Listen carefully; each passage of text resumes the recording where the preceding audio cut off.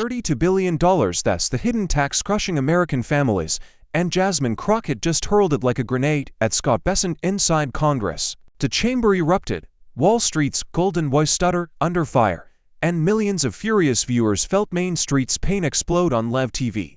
But when the final blow landed, was it Bessent's career or Trump's entire tariff legacy that collapsed? Stay with us. This is a story worth every second of your time. The red live light blinked like a warning flare above the chamber.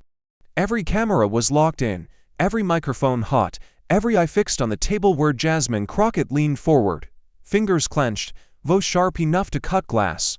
"Mr. Bessent," she began, her tone calm but lethal, "tell the American people who pays for Donald Trump's tariffs." The silence that followed was electric, the kind that makes even seasoned senators shift in their seats. Scott Bessent swallowed hard. He was supposed to be Trump's economic star, the Wall Street mastermind who understood global trade better than anyone else. Instead, under the glare of lights and millions watching, his lips fumbled into a weak reply. "Well, Congresswoman, it's China that pays." A ripple of scoffs and laughter broke through the audience. Jasmine slammed her palm against the desk, the sound cracking like a gunshot. "Don't lie to them," she shouted, eyes burning through him. "It's the American people paying the price, our small businesses, our families, our workers. And you know it." The chamber erupted. Democrats rose to their feet clapping, some Republicans shouting back in anger, while the press gallery buzzed with furious scribbles and flashing camera shutters. Bessent shifted in his chair, trying to maintain composure, but his voice quivered as he stammered about strategic leverage against Beijing. Jasmine leaned closer, her words now aimed at the cameras rather than at him. "Tell the truck driver whose fuel costs spiked. Tell the single mother who can't afford groceries. Tell the machinist who lost his job because steel prices doubled. You dare tell them China is paying?" Bessent's jaw clenched, sweat forming at his temple. His rehearsed talking points dissolved as the audience's jeers grew louder. He reached for a stack of notes, shuffling papers like a drowning man reaching for driftwood. Jasmine didn't let up. "Answer me plainly. Yes or nitrogen monoxide? Do American businesses pay more under these tariffs?" The moment stretched, suffocating. Bessent tried to answer, but his words collided into a stutter. "Well, technically." Jasmine cut him again like a blade. "Technically, or truthfully?" Gasps filled the room. A senator shouted out of order, while another yelled, "Let her speak." The split was visible, a nation divided inside a single chamber. The tension became unbearable, the audience waiting for either an admission or a collapse. Bessent's lips trembled, his eyes darted to the floor, searching for escape. But Jasmine leaned back, calm now, victorious in tone. "If one of Trump's top advisors cannot give America a straight answer, then the question is simple: who's really running this policy? And who is it truly meant to serve?" The camera froze on Bessent's pale face as the roar of the chamber drowned out his silence. The first strike had landed, and it cut deeper than any number or chart ever could. Scott Bessent straightened his tie, his face pale but his tone dripping with arrogance. He leaned toward the microphone and launched into a polished monologue that sounded more like a Wall Street seminar than a congressional hearing. "Congresswoman, tariffs are strategic instruments. When deployed properly, they rebalance global trade flows, reinforce aggregate demand, stimulate GDP growth, and act as a hedge against competitive devaluation." The words fell heavy in the chamber, long, technical, designed to intimidate. Senators glanced at one another with thinly veiled irritation, while reporters scribbled furiously, trying to decode the jargon. It wasn't an answer, it was a smokescreen. The camera zoomed in, his voice was smooth, but his eyes darted nervously, betraying the panic beneath the performance. Jasmine waited for him to finish, her arms crossed, a cold smirk pulling at the corner of her mouth. Then, with a voice that sliced through the clutter like a blade, "GDP." She sneered. "The American people don't eat GDP. They eat bread. And bread costs more because of your tariffs." The line landed like an explosion. The chamber rippled with gasps, a few stifled laughs, and then a roar, half applause, half outrage. Bessent froze for a fraction of a second, his forced grin twitching as the camera locked onto his paling face. Across living rooms in Ohio, Michigan, and Texas, Americans watching live leaned forward. A mother whispered, "Finally, someone said it," A small business owner shouted at his TV. That's exactly what we've been living. On social media, the clip was clipped, captioned, and shared within minutes. #Tariff trended nationwide. TikTok stitched Jasmine's voice over grocery aisles, car repair shops, and steel yards, her words resonating far beyond the chamber. Bessent fumbled with his notes, desperate to regain control. Congresswoman, in the long run tariffs provide leverage. They attract capital inflows, counterbalance inflationary pressure, and create long-term competitiveness. Jasmine leaned forward, her voice like ice. In your long run, small businesses collapse. In your long run, American workers lose their jobs. Who survives long enough to see the world you're promising? The chamber erupted again. One Republican senator slammed his hand on the desk, shouting, "That's economic vision." Jasmine spun around, her eyes like daggers. Vision? Whose vision? The men sipping champagne on Wall Street, or the parents counting pennies to buy milk for their kids? Every lens in the room zoomed back to Bessent. He blinked rapidly, his jaw tight, each breath heavier than the last. He was supposed to be the master of the numbers, the oracle of trade. Instead, he looked cornered, stripped of authority, drowning in a sea of his own jargon. The tension hung in the air like static before a storm. Jasmine stood firm, Main Street embodied in her defiance, while Bessent shrank under the weight of his own words. And in that electrified silence, one question lingered over the nation. When raw truth collides with the polished armor of propaganda, which one breaks first? Scott Bessent's hands trembled as he clutched his stack of notes, the pages rattling softly against the microphone. His voice, once dripping with Wall Street confidence, now cracked like thin glass. Well, technically, tariffs they're structured too. He stopped mid-sentence, throat tightening. A bead of sweat traced down his temple, catching the glare of the overhead lights. The chamber seemed to inhale as one, to silence heavier than his jargon. Then, a Republican senator leapt to his defense, slamming a fist on the desk. "Enough of this circus. Mr. Bessent is a patriot, standing firm against China while Democrats smear him with lies." The room fractured instantly, Republicans shouting over the applause of Democrats, journalists whispering into phones, cameras pivoting to catch every spark of chaos. Jasmine didn't flinch. Her voice rose above the noise, cutting through the chamber like a siren. "Answer the question, Scott. Yes or no, do the American people pay more because of these tariffs?" She leaned forward, finger pointed directly at him, her words sharp, unrelenting. "Don't hide behind senators. Don't drown us in acronyms. Speak the truth." The camera zoomed in tight on Bessent's face. His jaw twitched, lips parted but no words came. His Adam's apple bobbed nervously, his eyes flicking toward the Republican senator as if begging for rescue. The entire nation was watching a man collapse in real time. The crowd inside the chamber erupted. Protesters in the back gallery shouted, "Answer her," while aides scrambled to hush them. Reporters typed furiously, their headlines practically writing themselves. Bessent cornered on tariffs.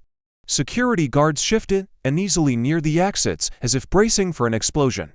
Jasmine pounded the table again, the sound echoing like a gavel of judgment. "Say it, Scott. Don't you dare look away.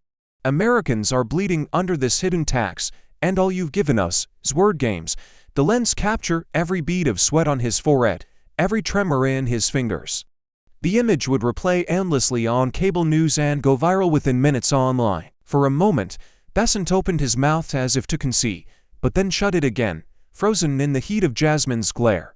His silence became louder than any answer he could give, a silence that screamed guilt, cowardice, and complicity. The tension was unbearable, every second stretching longer than the last. Jasmine's eyes narrowed, her voice dropping to a dangerous calm. If even Trump's top economic advisor can't admit the truth to the American people, then maybe the real question isn't about tariffs at all. She paused, letting the silence grip the chamber like a noose. Maybe the question is this: are these policies built for the people, or just another con for power? The room froze, the cameras burned, and the nation leaned in closer. Would Bessent finally crack, or would he keep hiding behind the lie until it swallowed him whole? The chamber doors creaked open and a man stepped forward, shoulders slumped but eyes burning with exhaustion. He introduced himself as the owner of a family hardware store in Ohio, 30 years in business, now shuttered because of tariffs. His voice cracked as he spoke, carrying the weight of generations. My grandfather opened our shop in 1965. My father kept it alive through recessions. But last year, after the tariffs, our supply costs went up 40%. We couldn't compete. I locked the doors myself, and I had to tell 5 employees, people who felt like family, that their jobs were gone. The silence that followed was suffocating. Camera zoomed in on the man's trembling hands, still stained with grease and calluses from years of work. Senators shifted uncomfortably, their suits suddenly too tight against the reality spilling into the room. Viewers at home saw not a politician or economist, but a man whose entire life had been dismantled by a line item on Trump's trade policy. Jasmine leaned forward, her expression fierce but sympathetic. "And what did you tell your children?" The man swallowed hard, blinking against tears. "That their dad couldn't fix this one," the chamber gasped. Even the reporters paused mid-type. Bessent shifted impatiently, breaking the spell. He leaned into the mic, voice dripping with condescension. "With all due respect, these are small sacrifices, necessary sacrifices. Every great nation has endured them to secure its future." The words rang cold, like steel scraping concrete. Jasmine snapped, her voice thunderous. "Sacrifice? You call a man losing his family's legacy a small sacrifice? You call workers walking out with empty paychecks sacrifice? This is not sacrifice, Mr. Bessent. This is devastation. This is betrayal." She slammed her fist down, and the echo reverberated like a gunshot. The man from Ohio nodded silently, tears running down his face as the chamber erupted in shouting once again. Behind him, more testimonies poured in. A mechanic from Michigan spoke of shuttered garages where rusting cars piled up because imported parts became unaffordable. A printer from Pennsylvania described laying off his nephew after paper costs doubled. A farmer from Iowa revealed how tariffs triggered retaliations, leaving soybeans rotting in silos while his bank threatened foreclosure. Each story was a knife twisting deeper, each face a mirror of the suffering Bessent's theories ignored. Yet still, Bessent sneered, "These are isolated cases. The bigger picture shows strength." His words detonated fury across the chamber. Jasmine rose halfway out of her seat, eyes blazing. "Strength, the strength of Wall Street portfolios while Main Street burns. Tell that to the farmer losing his land. Tell that to the mother working 2 jobs because groceries cost more under your policies. You sit there and dare call it strength." The room shook with outrage, every corner vibrating with fury. In living rooms across America, viewers clenched fists, some crying, some shouting at their screens, united in anger. This wasn't abstract economics anymore, it was raw, human survival pitted against the arrogance of power. And as Jasmine's voice rang through the chamber like a war cry, one question settled over the nation like smoke from a battlefield. When so-called small sacrifices mean bankruptcy and broken families, how much longer can America endure the cost of this lie? Scott Bessent, rattled but determined not to drown, lunged for the last weapon he had left: numbers. His voice rose, fast and defensive, the words tumbling out like a machine gun. Since the tariffs, GDP has shown resilience, capital inflows have stabilized, our trade deficit narrowed by $12 billion. National security demands these measures. We are reducing dependency on hostile nations, building leverage against Beijing, and creating long-term stability for American markets. Charts flashed onto the screen behind him, colored graphs, bold numbers, arrows pointing upward. It looked impressive, clinical, detached. For a moment, the chamber quieted, hypnotized by the sheer scale of statistics flooding the air. He straightened his shoulders, convinced the storm had passed, that the numbers would drown out the voices of pain. But Jasmine Crockett did not blink. She let the silence hang for a beat, then reached into her folder with the precision of a prosecutor delivering her final blow. "Mr. Bessent," she said, her voice cutting clean through the nose, "this is the congressional report you conveniently left out." She raised the document high for the cameras, pages thick with data and testimony. "It shows, in black and white, that small businesses, not China, absorbed nearly 98% of tariff costs. 98%, that means higher prices for raw steel, higher costs for ink and paper, higher grocery bills for families. Your numbers are not growth, they are blood drained from Main Street to feed Wall Street." The chamber erupted. Democrats shot to their feet in applause, pounding desks in rhythm, while Trump loyalists shouted back, "Fake numbers." Biased report. The clash was deafening, a cacophony of anger and disbelief. Reporters scribbled furiously, their headlines forming before the ink even hit the page. Crockett versus Bessent. The showdown over tariffs. Bessent's eyes widened, his lips trembling. "That report, those are selective cases," he stammered. But Jasmine was already over him, her voice booming above the uproar. "Selective? Tell that to the farmers losing their land. Tell that to the factory workers laid off in Michigan. Tell that to the millions of Americans who don't have the luxury of hiding behind spreadsheets." She slapped the report down on the desk with a crack like thunder, and the cameras captured the moment with surgical precision. The chamber had become a battlefield, one side cheering as if liberated, the other jeering as if cornered. Bessent hunched, his polished veneer cracking, the man once billed as Trump's economic genius now reduced to a faltering figure drowning in his own contradictions. Jasmine stood tall, her presence electric, her words no longer just questions, had accusations carved into stone. In living rooms across the country, viewers leaned forward, the air heavy with the sense that something irreversible had just been exposed. This wasn't simply politics, it was revelation, live and unfilter, the kind of truth that claws its way through every defense. And as the roar inside the chamber thundered on, one question lingered, hanging sharp in the minds of millions watching. When the truth is twisted and weaponized, how long before the lie finally shatters? The chamber had become an arena. Senators shouted across the horseshoe table, their voices colliding like fists in a prize fight. Tapers flew, aides scrambled to restore order, and the roar of chaos rose to a fever pitch. It was no longer a hearing, it was combat. A Republican senator stood up, red-faced, jabbing his finger toward Jasmine. "This is treason against America. You are siding with China, undermining our national security, and humiliating a man who has dedicated his life to protecting this nation." The outburst sent shockwaves across the chamber, reporters scribbling frantically, cameras cutting between rage and disbelief. Jasmine didn't flinch. She leaned back in her chair, lips curling into a razor-sharp smile. "Treason," she spat, her voice dripping with contempt.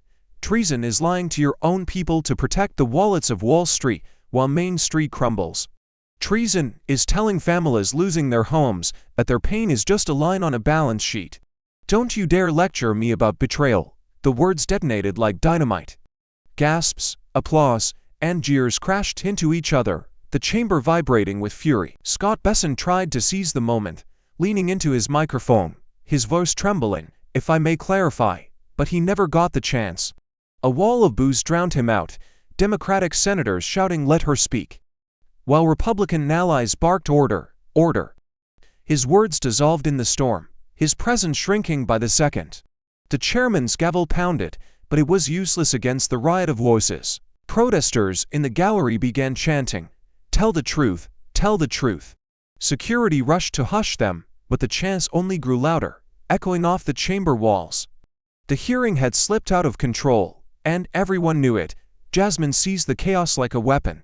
She rose to her feet, her voice cutting through the bedlam with surgical precision. "This is what happens when lies collide with reality. Look around you. These are numbers. These are lives breaking apart under your policies. And instead of answers, you give us spin, smoke, and cowardice." For a split second, the entire chamber froze.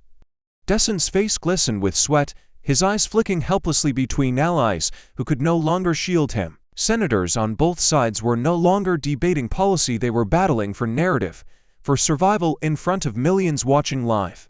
The cameras zoomed in, capturing every twitch, every flash of rage, every ounce of Jasmine's fire as she stared Bessent down. The air was thick, suffocating, as if the chamber itself was holding its breath for what would come next. And in that suffocating storm of voices and fury, one question loomed larger than the chaos itself. In this maelstrom where truth and power clash, who will seize control of the story and who will be swallowed whole by it? The camera closed in tight on Scott Bessent's face. Gone was the polished Wall Street sheen. In its place was a man visibly trembling, jaw stiff, lips twitching as if each word required a fight to form. The glare of the lights glistened against beads of sweat tracing down his temples.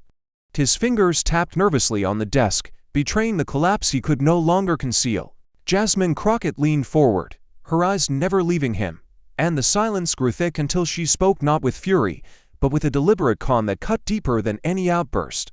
"Do you know what a tariff really looks like, Mr. Bessent? Let me tell you." Her voice dropped lower, softer, but heavy with weight. "Last month, a family in Indiana lost their home, a father, a mother, 2 kids. They owned a small steel supply company, 30 years of work. But when the tariffs hit, the cost of raw materials skyrocketed.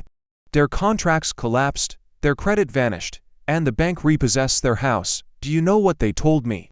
The chamber was silent now, every pen frozen above the page, every camera zooming closer. Bessent swallowed hard, blinking rapidly. Jasmine's voice sharpened as she delivered the blow. "The father told me, Congresswoman, I can fix broken machines, I can fix busted pipes. But I couldn't fix this." And as he packed boxes with his children crying around him, he realized it wasn't China who took his home. It was you. It was this policy. It was this lie. The chamber erupted in gasps. A low murmur of despair swept through the audience. Some senators shifted uncomfortably, others bowed their heads. A woman in the gallery wiped tears from her eyes. Reporters scribbled furiously, capturing every syllable. The story was no longer theoretical, it was flesh and blood. Bessent's face crumpled under the weight of the testimony. He tried to rally, his voice thin and broken. "National security," he muttered, the words clumsy, robotic, as though clinging to a script drilled into him.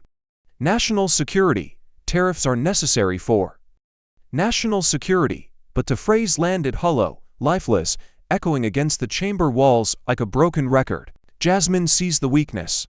"National security, is that your shield now? Tell that to the families losing their homes. Tell that to the children who can't understand why their parents can't afford dinner.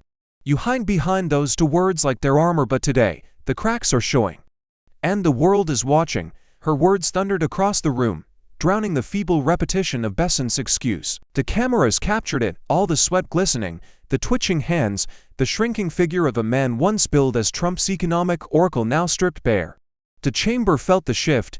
No one saw a strategist anymore.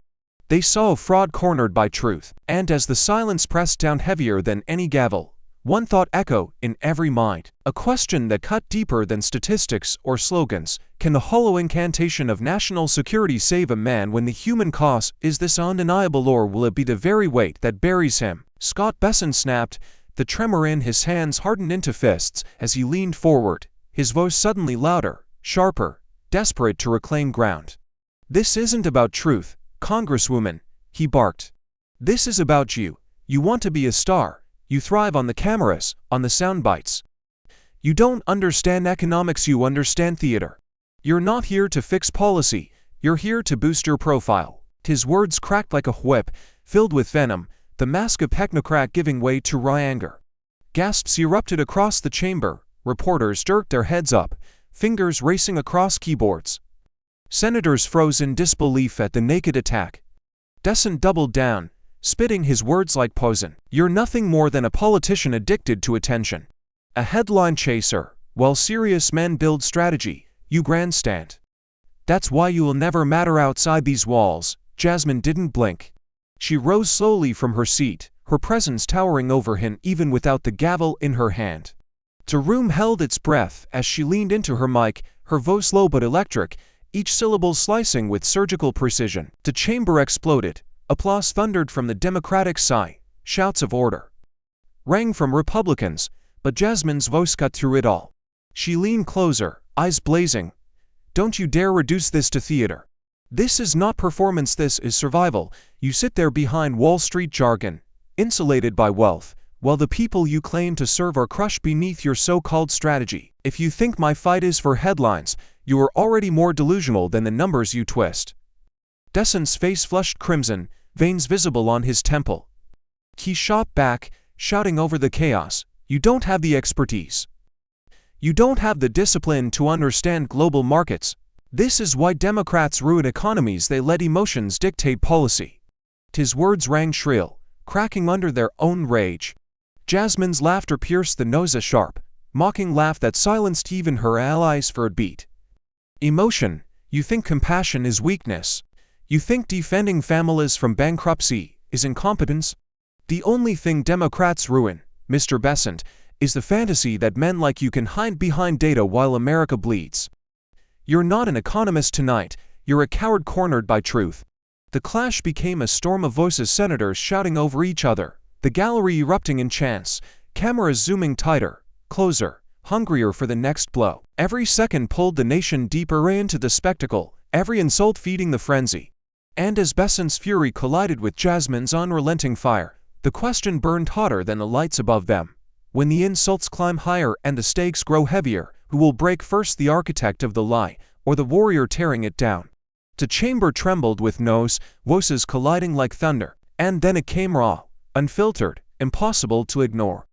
A young businessman in the gallery leapt to his feet, his voice shattering the storm. "He destroyed our dreams," he screamed, pointing directly at Scott Bessent. "We built the company from nothing and his tariffs bankrupted us." His cry ricocheted through the hall like a gunshot. Gasps rippled across the room. Reporters spun their cameras toward the gallery, catching the man's flushed face, his fists shaking with rage. Security scrambled, rushing up the stairs to contain him, but his words kept pouring out, unchained, unstoppable. "We lost everything, our shop, our home, our future.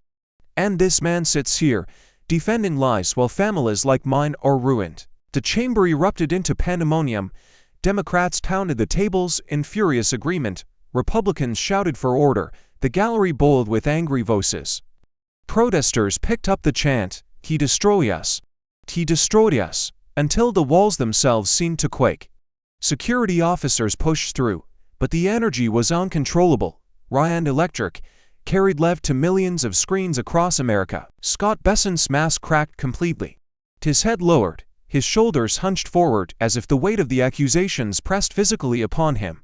He gasped shallow breaths, his face glistening with sweat, eyes darting for an escape that did not exist.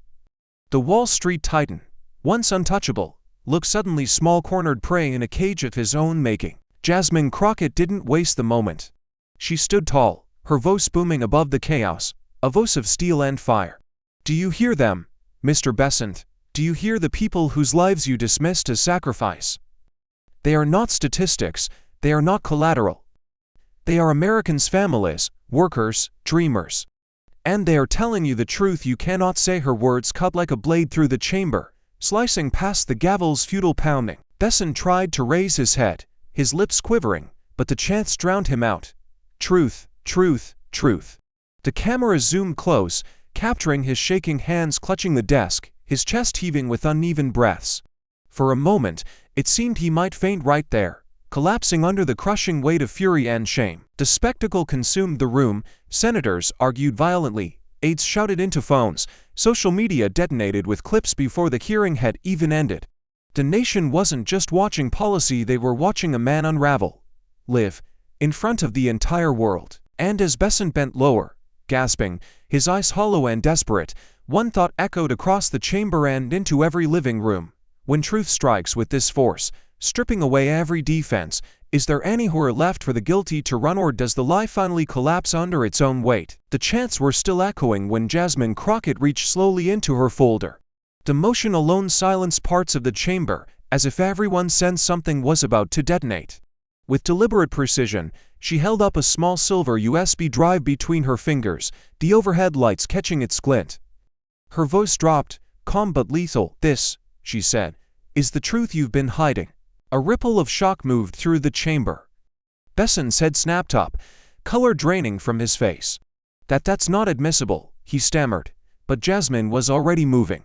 She handed the device to an aide, who strode briskly to the projector console at the front of the room. The screen behind the dais flickered to life, a cold white glow spreading across the chamber walls. The first slide appeared, bar graphs plunging downward, lines collapsing like towers falling into rubble. The title at the top was damning: Internal Commerce Department Report Impact of Tariffs on U.S. Small Businesses. Gasps shot through the audience. Every figure screamed disaster: profits down, closures up, bankruptcy rates spiking in red. Then came the images: storefronts with their windows boarded, empty mechanic shops with dust gathering on unused tools, a farm auction flyer announcing the sale of generations-old land to cover debts triggered by tariff costs. One picture showed a child sitting on a curb outside a shuttered hardware store, holding a cardboard sign that read, Dad needs work. The room fell into a stunned, aching silence. Even the shouting Republicans quieted, their eyes glued unwillingly to the evidence blazing across the screen. The press gallery erupted in camera clicks, the sound like a hailstorm. Bessent lurched forward, his hand outstretched as if he could physically block the images from being seen. This is misleading. That report was preliminary. It doesn't reflect long-term projections. His voice cracked mid-sentence, drowned by the murmurs sweeping the chamber. His polished mask was gone, replaced by panic, by desperation. Jasmine's voice cut through him like a hammer striking steel. You told us these were small sacrifices, but this isn't sacrifice, it's annihilation. You told us this was national security. But this isn't security, it's destruction. You told us America was winning. So why are American families losing everything they built? The crowd roared, Democrats rising to their feet, clapping and shouting, while Republicans splintered between yelling and silence. Bessent's lips moved, but no sound came. He looked around helplessly, his eyes darting for allies, but every face seemed carved in stone. The projector screen shifted to one final image, a stark headline from the very report he had tried to bury. Tariffs function as a hidden tax on U.S. consumers and small businesses. The words glared across the chamber like a verdict. The camera zoomed in on Bessent's face, ashen, hollow, his hands still frozen midair as if begging the data to vanish. The chamber itself seemed to hold its breath, the weight of the revelation pressing down like a hammer of judgment. And as the last slide burned into the nation's eyes, one question thundered louder than the chaos. When even the hard data condemns him, what's left for Scott Bessent to cling to except the wreckage of his own lies? The images on the projector still burned in the chamber when Jasmine Crockett's voice cut through the air once more, steady, deliberate, carrying the weight of something more personal. She glanced at her notes, then raised her eyes toward Bessent. Let me tell you about Luis, she began. He was a Latino mechanic from San Antonio. For 20 years, he ran a small shop fixing cars, keeping families on the road. He was proud of his work, proud that he employed two cousins, a nephew, and his own son. But when tariffs drove up the cost of imported parts, Luis couldn't keep up. Customers vanished, bills piled high. He had to let his family go, one by one, until he stood in an empty garage surrounded by silence. The chamber froze, Jasmine's tone sharpened. Do you know where Luis is now, Mr. Bessent? He's cleaning hotel floors at night for half the pay he once earned. His dream, the dream of passing something better to his children, was demolished by the very policies you defend. She jabbed a finger toward him, her voice a whip. And don't you dare call that a small sacrifice. Gasps rippled across the chamber. Senators leaned back, visibly shaken. In the gallery, a group of Latino advocates rose to their feet, clapping, their voices cracking as they shouted, Verdad, Justicia. Others joined the chant, swelling, echoing against the marble walls until it sounded less like a hearing and more like a rally for survival. Bessent tried to interject, his voice brittle, frantic. That's anecdotal, an isolated case. We have to think about broader policy, long-term strategy. But his words collapsed under the nose. Jasmine struck back immediately, her eyes blazing. Broader policy, long-term strategy. You mean abandoning the very communities that built this country? You mean pushing minorities and working-class Americans into the shadows while you pad the ledgers of bankers in New York? Her words hit like a hammer, her cadence rising with each strike. The gallery erupted again, this time joined by black leaders, immigrant workers, and union representatives packed into the back rows. Their chants grew louder, unifying into a single demand: stand with us, stand with us. The chamber's energy was no longer just political, it was cultural, generational, a cry against being erased. Bessent's composure shattered, his lips trembled, his eyes darting, his hands gripping the desk as though bracing against a storm. The man who had once boasted of Wall Street brilliance now looked like a relic of privilege, cornered by the faces of those he had ignored. Jasmine stepped closer, her voice lower, sharper, almost intimate. You talk about numbers, I talk about lives. You talk about GDP, I talk about children who watch their fathers lose dignity. You hide behind your class, your circles, your wealth, but this chamber belongs to the people you refuse to see. The camera zoomed in, catching every tremor on his face, every ounce of Jasmine's fire. The silence after her words was not empty, it was charged, alive, suffocating. And as the chants from the gallery grew louder, rolling like thunder through the chamber, the question struck deeper than any statistic, more searing than any insult. In a nation where the weak are abandoned, who will rise to defend them before it's too late? The chants rolled through the chamber like thunder. Stand with us. Stand with us. Their echoes shaking the marble columns. Scott Bessent's lips trembled, his chest rising and falling in short, panicked bursts. He fumbled for his microphone, his hands slick with sweat, his voice breaking free in a cracked, almost involuntary outburst. "That's not my problem." For a split second, the chamber went silent, stunned into disbelief. Then the explosion came. Senators leapt to their feet. The gallery erupted, the sound a wave of fury that drowned out even the pounding of the chairman's gavel. "Shame, shame, shame," the crowd roared, their voices unrelenting, their fury volcanic. Protesters pointed at him from the gallery, their faces twisted with rage, while reporters scrambled to push breaking alerts. "Bessent dismisses Americans' pain. Not my problem." The camera zoomed in tight, catching every flinch, every bead of sweat. Bessent sagged into his chair, as though his bones had given way, his shoulders collapsing inward, his eyes darting desperately for allies who no longer dared to look at him. His face was ashen, drained of the last remnants of authority, his mouth twitching but unable to form another word. He tried to raise a hand, to gesture, but even that fell limp against the desk. Across the chamber, Jasmine Crockett stood motionless, her eyes locked on him, her expression a mixture of fire and contempt. She didn't need to speak. The silence of her judgment was louder than any words. The chants of shame filled the void, a chorus of outrage echoing live into millions of homes across America. Families watching saw not a Wall Street mastermind, not an economic savior, but a man stripped bare, exposed as indifferent to their suffering. Security shifted uneasily, prepared for the chaos spilling from the gallery, while aides whispered frantically into phones, trying to contain a scandal that was already uncontrollable. Democrats pounded the tables in disbelief, Republicans grimaced, some holding their heads in their hands. The spectacle had become a public execution not of flesh and blood, but of reputation. Bessent sank lower, his breathing uneven, his eyes glassy, as though the weight of the chamber's fury pressed him down like a stone. For a man once heralded as a genius of markets, this was not just humiliation, it was obliteration.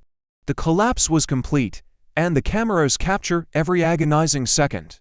And as Jasmine finally spoke, her voice low and devastating, it cut through the storm like a blade. "Not your problem, Mr. Bessent, then maybe America has no use for you." Her words landed with the finality of a verdict, a gavel strike that echoed beyond the walls of Congress. The roar of voices swelled once more, the nation itself pulling tighter into the drama of the fall. And in that moment, one haunting question thundered across every screen. Was this the end of Scott Bessent's career or the death knell of the very lies he built it on? The chamber was still vibrating from the roar of shame. Shame, when Jasmine Crockett slowly straightened her posture. The fury that had fueled her moments earlier drained from her face, replaced by something steadier, sharper and unshakable calm that demanded attention. The cameras caught it instantly, the transformation from fire to steel. She let the silence breathe for a few seconds, letting the echoes fade, then leaned into the microphone. Her voice was low, deliberate, but carried like a hammer through the chamber. "I don't shout to win," she said, her words slicing through the still air. "I shout so the American people can finally be heard." Her tone was no longer that of a warrior mid-battle, but of a leader pulling the room into her gravity. The effect was magnetic. Senators leaned forward. Reporters paused mid-scribble. Even the protesters in the gallery hushed, their chants swallowed by the weight of her presence. Jasmine's eyes scanned the room, not lingering on Bessent, who sat slumped and broken, but on the faces around him, the senators, the press, the audience, the nation watching. For too long, this chamber has echoed with numbers and jargon, with theories spun by the powerful to justify the suffering of the powerless. But this moment, this is not about GDP or trade balances. This is about families evicted from their homes. It is about workers who gave their lives to their jobs only to be discarded like scraps of paper. It is about children who learned too early what it means to go without. The words dug into the room like nails. The silence was suffocating, broken only by the hum of the projectors still frozen on images of shuttered storefronts. The tension that once swirled with rage had settled into something heavier, truth weighing on every chest. Then Jasmine's tone shifted again, rising with conviction. Courage is not measured by the titles you hold, or the wealth you accumulate, or the friends you keep on Wall Street. Courage is measured by whether you can look into the eyes of your people and say, "I hear you, I see you, I will not abandon you." She straightened fully now, her figure lit by the glare of cameras, her voice carrying beyond the chamber, into homes across America. Bessent sat motionless, his defeat embodied in silence. Jasmine did not even glance his way. He was no longer the adversary, he was the cautionary tale. Instead, she fixed her gaze on the lens, speaking directly to the millions watching. You cannot bury the truth with money. You cannot silence voices with lies. And you cannot tell America to endure endless sacrifice while the powerful profit from their pain. That era ends here. The chamber erupted in thunderous applause, but Jasmine did not smile.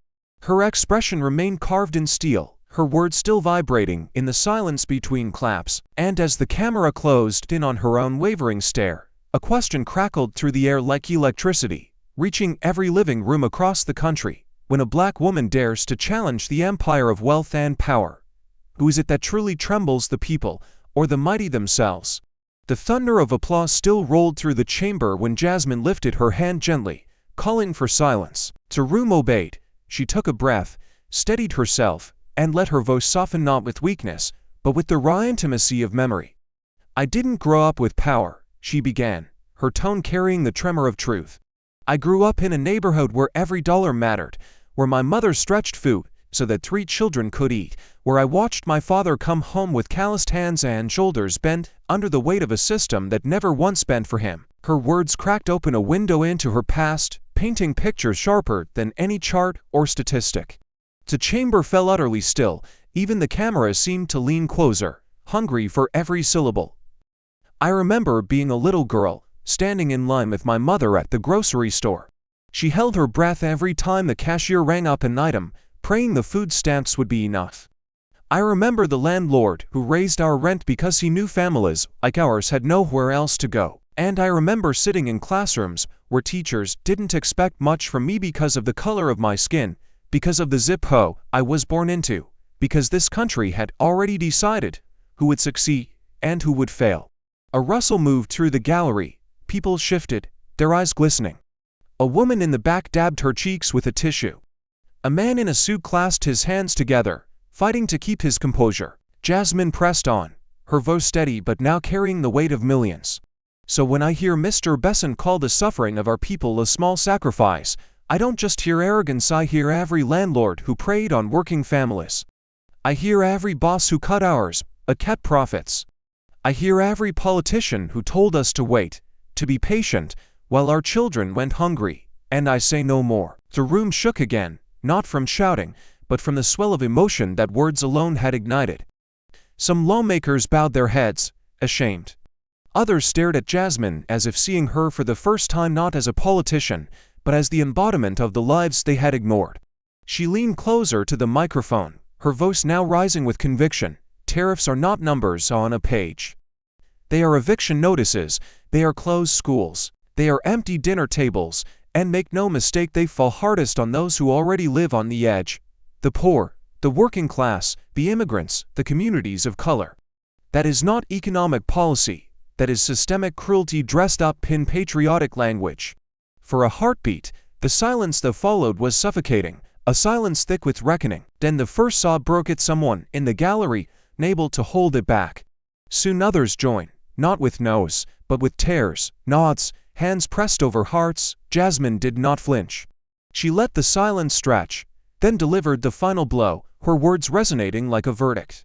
"You can try to silence me, you can try to dismiss me, but I speak with the voice of those this system has crushed. And once that voice rises, it does not go back into the shadows." The camera zoomed on her face, unyielding, almost defiant. Across the country, viewers leaned closer to their screens, the question lingering, electric, impossible to escape. Can the small voice of the forgotten grow loud enough to shatter the system itself? Outside the chamber, the air was thick with the pulse of breaking news. Screens across America lit up as anchors leaned forward in their chairs, voices trembling with urgency.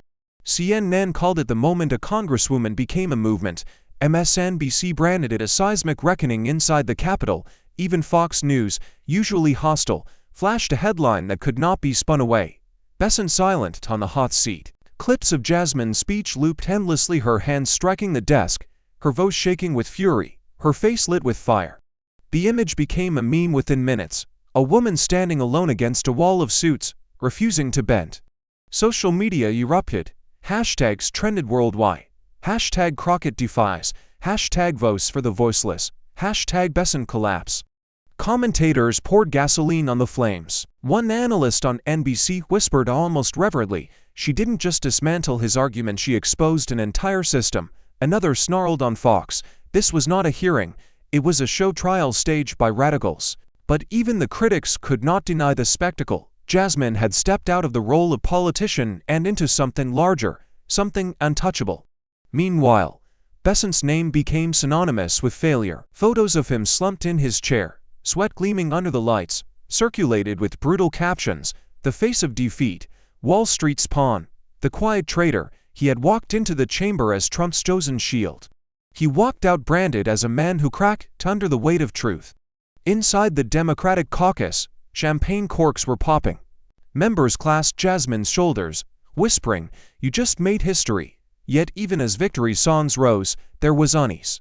Across the aisle, Republicans were fracturing in real time. Some doubled down, calling Jasmine a radical liar.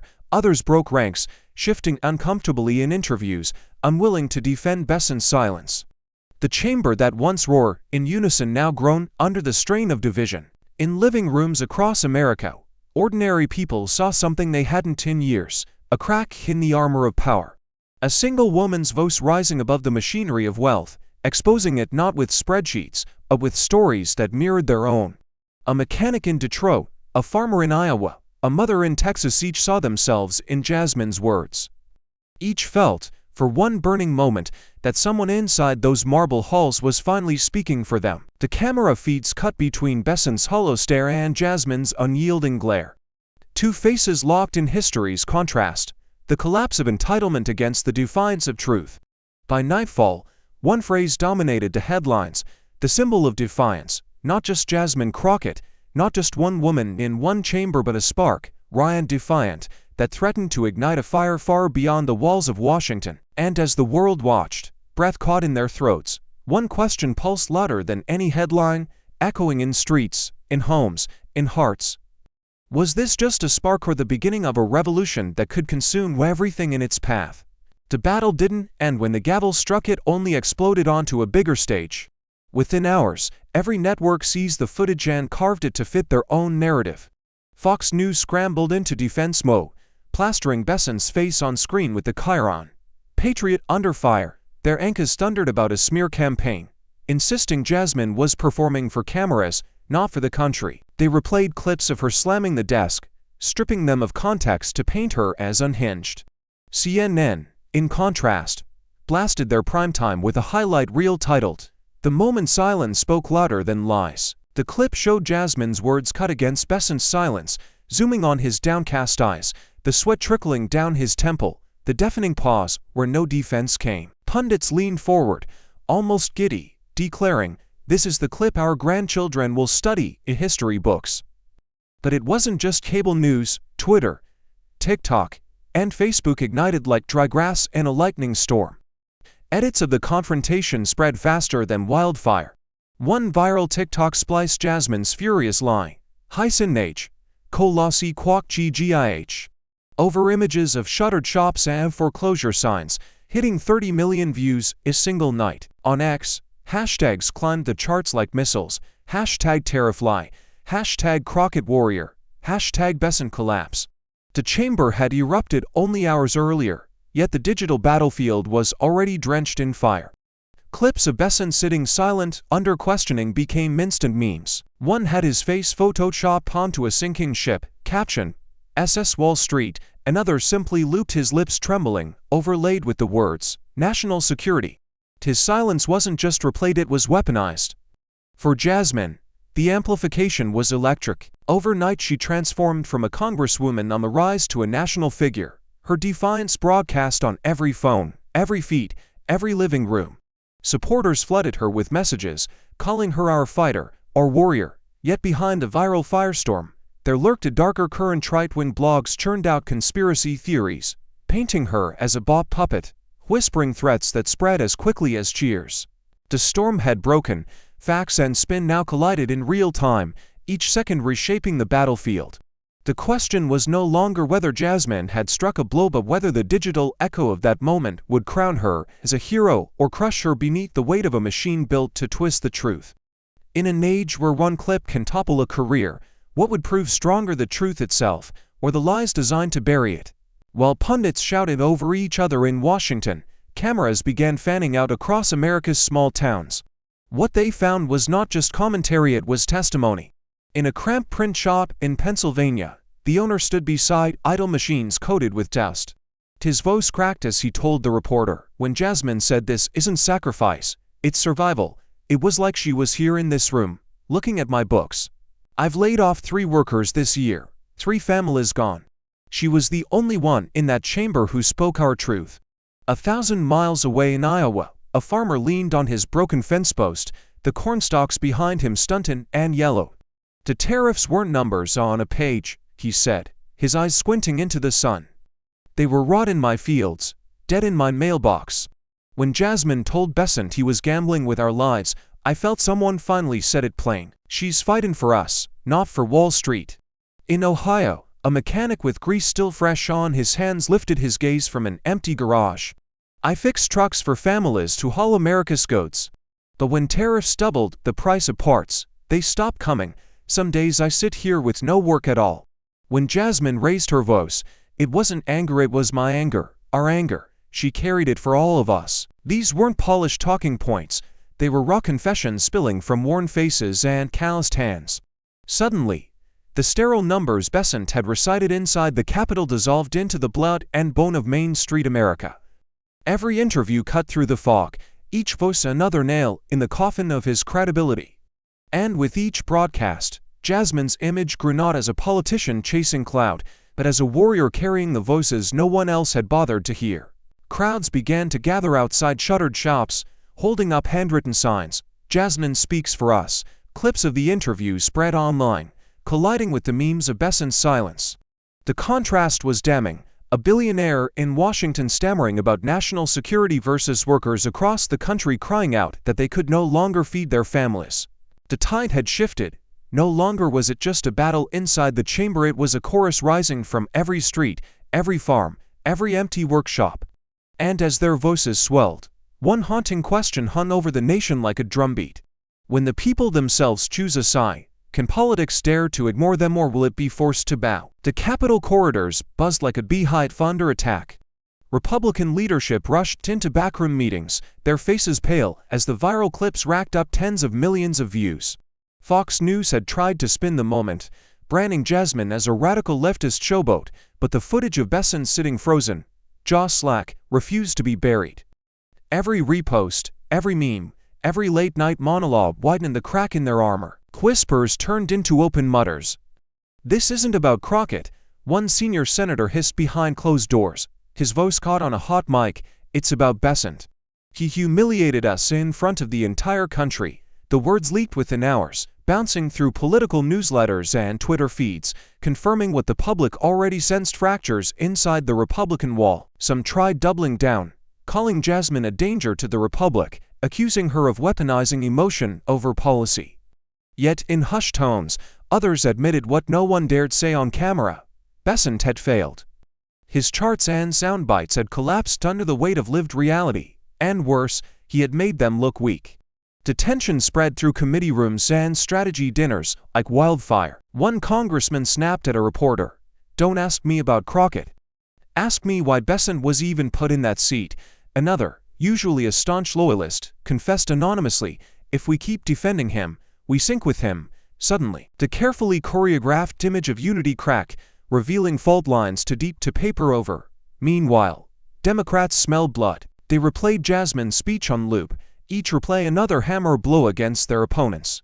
Protesters outside the Capitol held signs that read, "Truth beats power and Wall Street doesn't speak for us." The chants echoed inside, seeping into press conferences and strategy sessions where Republican aides scrambled to rewrite talking points that no longer convince anyone. In the marble halls where power once felt untouchable, fear replaced confidence. Not fear of Jasmine alone, but of the movement she had ignited and the voters now watching every stumble. Allies became liabilities, friends became critics, and a single question haunted the party as it tore itself apart from within. When power begins to splinter, who will be left to pay the price? The woman who spoke truth, or the empire built on silence? The hearing room was finally empty, its roar replaced by the hum of distant lights and the faint shuffle of janitors clearing away discarded notes and coffee cups. Jasmine sat alone at the long mahogany table, her palms flat against the cool surface, as if grounding herself in the very place where history had cracked open hours before. The cameras were gone, the chants outside had faded, but her heartbeat still drummed with the echoes of the battle she had just fought. She closed her eyes, and for a moment the chamber dissolved into memory. She saw herself years earlier, just a young black woman in Dallas, fresh out of law school, clutching a worn briefcase and wondering if her voice would ever matter. She remembered the cases where she stood beside families who had lost everything to predatory landlords or exploitative banks, the nights she fell asleep over stacks of legal briefs, and the mornings she woke to headlines dismissing women like her as too loud, too emotional, not ready for real power. Now she was here, a member of Congress, a warrior in a place designed to silence dissent. And she had not only spoken, she had shattered the silence. "I'm not perfect," she whispered to the empty room, her own words startling her in the quiet, "but I refuse to be silent." The thought settled over her like armor, heavier than steel yet lighter than air. Every insult hurled at her today, every sneer from across the aisle, every attempt to erase her, none of it outweighed the faces of the people who had stopped her on sidewalks, clasped her hand in town halls, and said, "Thank you for speaking when we could not." Their voices had carried her here, and tonight, she carried theirs back out into the world. The chamber lights dimmed, leaving her reflection faint on the polished wood, fragile yet unbroken. She straightened her back, knowing this pause was only the breath before another storm. Out there, the machinery of power was already moving against her. But she also knew the truth she had unleashed could not be stuffed back into shadows. And as Jasmine Crockett rose to leave, one question carved itself into the silence she left behind. Can a single truth alter the destiny of a nation, or will the nation, fearing its own reflection, try to bury it? The firestorm of the hearing had ended, but Jasmine refused to let the story close on shouting and silence. She knew numbers alone would never be enough. Charts and graphs could be debated, twisted, buried in jargon. But the people living inside those numbers could not. They were the unerasable testimony of failed policy, and she would bring them into the chamber whether her opponents liked it or not. She spoke of a small business owner she had met back in Dallas, a father who had run a modest print shop for 20 years.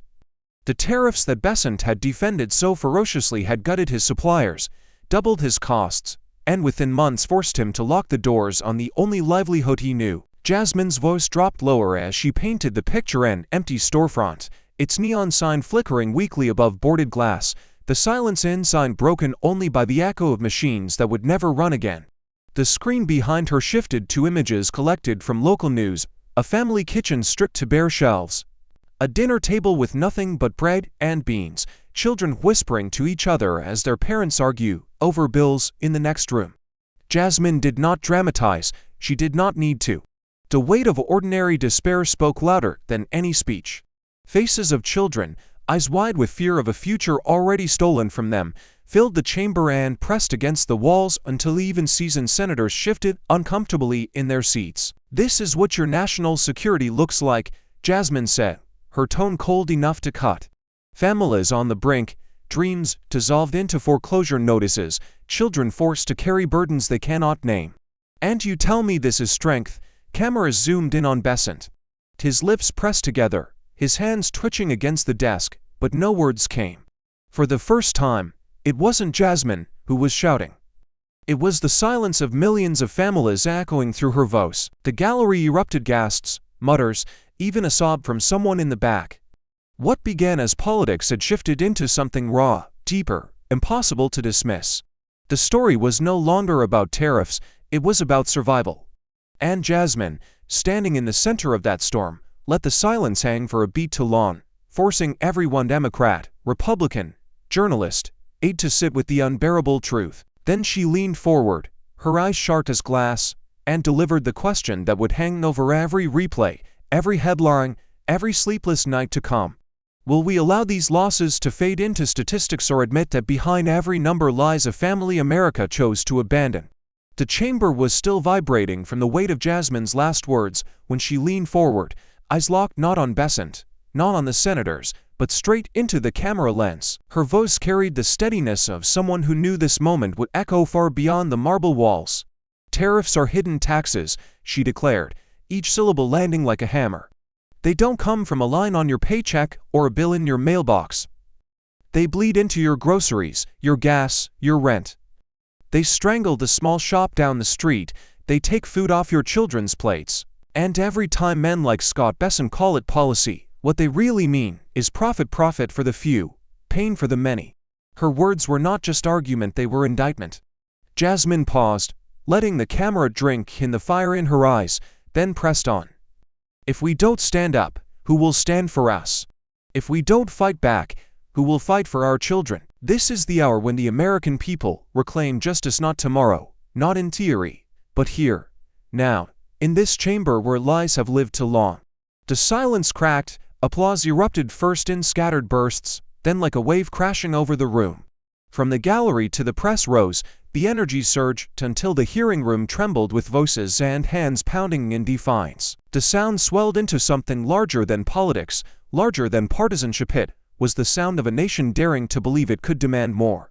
The cameras caught everything: Bessent shrinking into his chair, Republican aides whispering furiously into phones, Democratic senators rising to clap with the crowd, and Jasmine standing unmoved at the center, a silhouette framed against the glow of the projection screen. The music of the moment seemed to rise on its own, every cheer, every chant, every breath sensing into a crescendo that left no doubt history was being written live.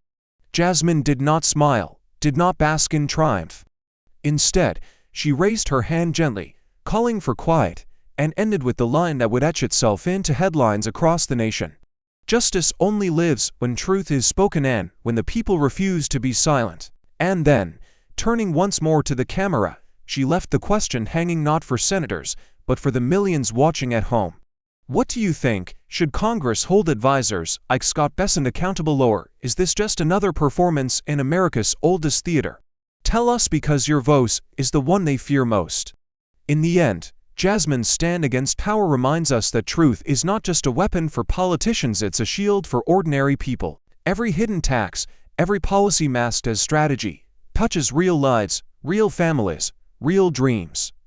Courage isn't about shouting the loudest.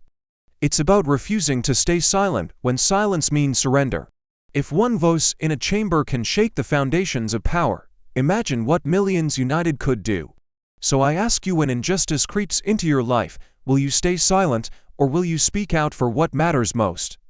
Thank you for watching until this moment and for standing with us on this journey for justice. Your support means everything. Like, subscribe, and turn on notifications so you never miss what's next. And we'd love to hear your thoughts. Leave a comment below and let us know what moved you most in this story. Together, our voices make a difference.